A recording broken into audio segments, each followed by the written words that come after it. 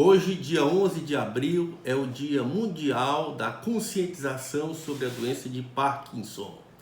Quem vai falar para nós sobre essa doença é o Dr. Pedro Braga, que é professor de Neurologia da Faculdade de Medicina da UES e da UFC e é o chefe do Serviço de Neurologia do Hospital Walter Cantídio da UFC. Por favor, Dr. Pedro.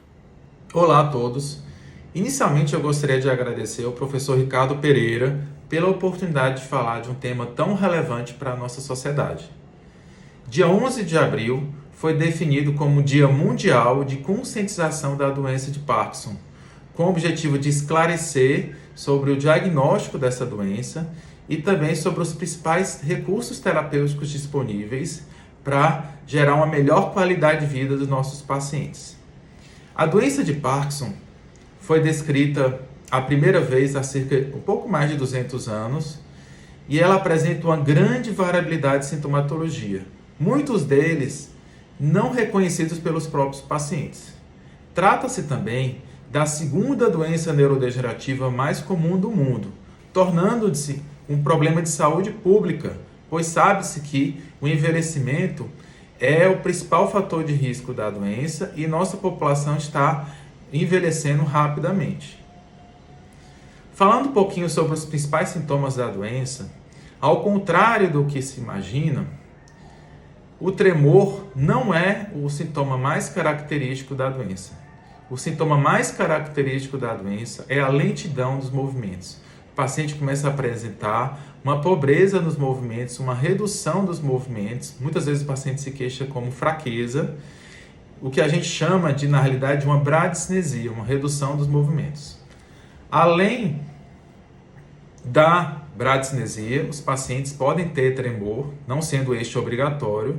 O tremor, geralmente, ele é de repouso, assimétrico, começando um lado e depois envolvendo o outro lado do corpo.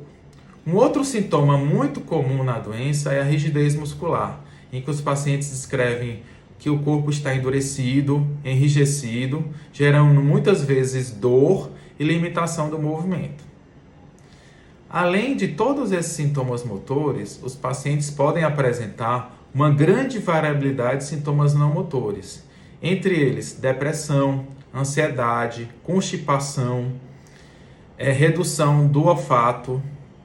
Eles podem ter também distúrbio do sono e redução da pressão arterial. Todos esses sintomas estão diretamente relacionados à própria fisiopatologia da doença de Parkinson e necessitam de tratamento específico. Falando um pouquinho mais sobre tratamento, o tratamento da sintomatologia motora da doença de Parkinson é feito principalmente com o intuito de aumentar a quantidade de dopamina no cérebro, sendo este um neurotransmissor que encontra-se profundamente reduzido nos pacientes com doença de Parkinson. Então, existe uma grande variabilidade de medicamentos que têm o objetivo de aumentar, de alguma forma, a dopamina no cérebro. No entanto, o tratamento ele envolve uma série de outros recursos terapêuticos, sendo eles não somente medicamentosos, mas não medicamentosos. O tratamento ele é, portanto, personalizado de acordo com as necessidades de cada paciente. Mas é importante destacar o que a literatura vem destacando também nos últimos anos, a importância da atividade física.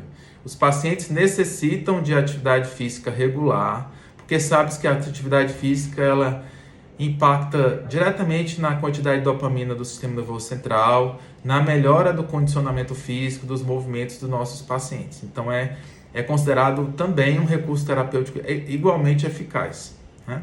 Ressalto ainda que a doença necessita de uma abordagem multidisciplinar, com a participação de diversos profissionais de saúde, quer sejam médicos e não médicos. Agradeço novamente a oportunidade de falar de um tema tão importante. Fico à disposição de maiores esclarecimentos. Um abraço. Agradeço ao Dr. Pedro que falou para nós sobre o Dia Mundial da Doença de Parkinson. Próximo dia, quinta-feira, se comemora o Dia do Neurocirurgião. Trarei um vídeo para vocês nessa data. Até lá!